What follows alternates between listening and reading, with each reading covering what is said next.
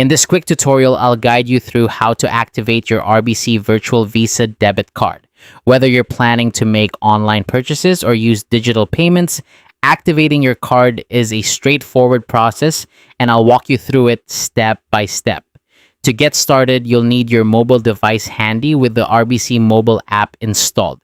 Open the app on your phone, and if you haven't signed in yet, go ahead and enter your credentials to access your RBC Royal Bank account.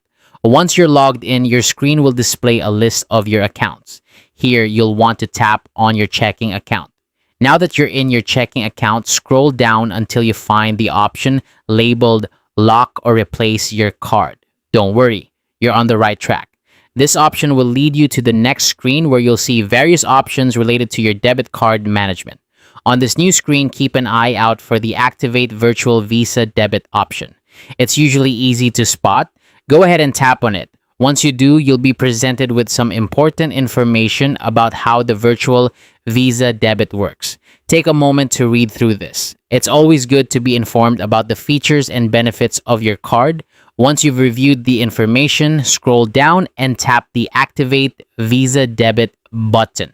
This will initiate the activation process for your card. Follow the on-screen instructions carefully.